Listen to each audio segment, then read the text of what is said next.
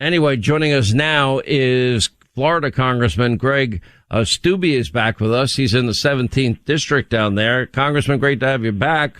Hey, thanks, Sean. I just don't look when my kids were younger and they would lie to me. They were never any good at it. And I used to say to them, okay, you guys, you're not good at it.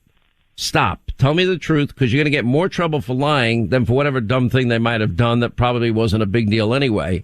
And I would say you're insulting my intelligence. So why would Disney, when they want to attract the most number of people, they're increasing the price of tickets through the roof that it's almost becoming unaffordable for so many people?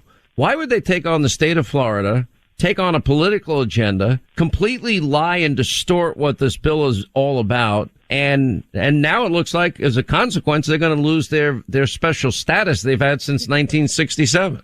Well, and as they should. And Disney has had so much sway politically over the leadership in the legislature in Florida. And it's great to see a governor like DeSantis, who isn't part of the establishment, who's willing to stand up for what we all see as a complete unjustification of the things that they're doing. And they're being completely driven by the progressive woke agenda. And the American people don't stand for that. I was home not too long ago. My 11-year-old son and two of his buddies were watching a show on Disney. I think it was one of their latest movies. And one of the boys comes up to me and says, "Mr. Steube, I just saw two boys kissing." And this is an animated film. So they're sexualizing these children films. And I said, you know what, turn it off. We're done. I shut off Hulu. We canceled Disney. We canceled all of this. And they've gone so far to the left that the majority of Americans don't support the type of things that they're doing. And it's very good to see a governor like DeSantis who's willing to take that stuff on. Well, I think in the end, I think Disney gets hurt in this. We sent our own Sarah Carter down there, and she talked to people in Orlando, and not one person was happy about Disney's position on this. Now I guess they had some type of Zoom call meeting where they're going to bring all of this wokeness into their characters, and they're going to have quotas involved in it, et cetera, et cetera. Do you think that maybe it takes the shine off of the Disney experience, have a magical day and fun and for everybody, and does it hurt the bottom line eventually?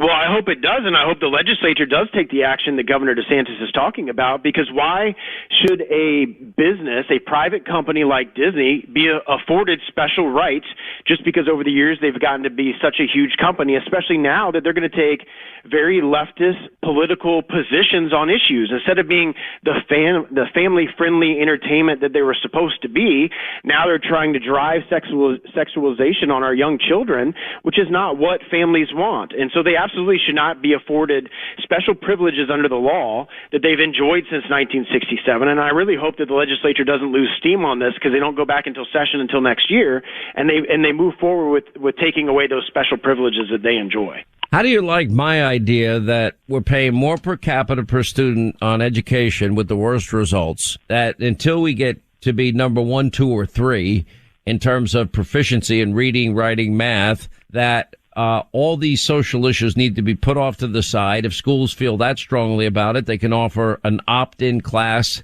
after school, and parents can opt to have their kids, go into any of these classes they want. Is that a good idea?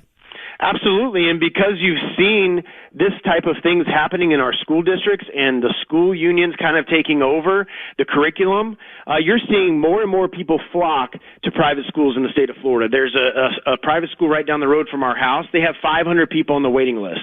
And it's because the public school system has taken this agenda, and parents are sick and tired of it. And thankfully in Florida, we have school choice, and some of the money follows the children based on how much money you make. So parents are actually able to have the liberty and the freedom to say, you know what, enough of this public school education that's failing our children, not educating them, they're not being competitive. We're going to put them in a private school that's actually not going to teach all this other social stuff, but focus on the things that are important for my child's development and his education. To me, it's a no-brainer.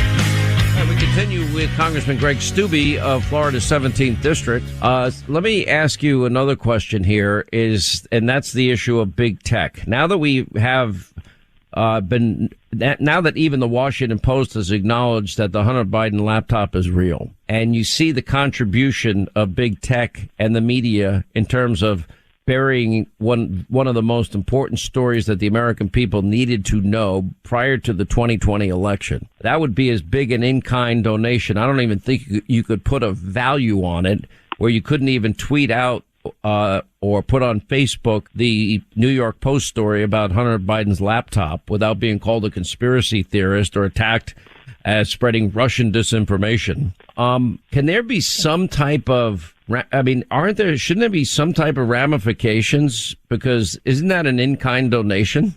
There is, and there will be when the Republicans take the House back in November. I have a bill that would rein in big tech and have a private right of cause of action for violating the First Amendment.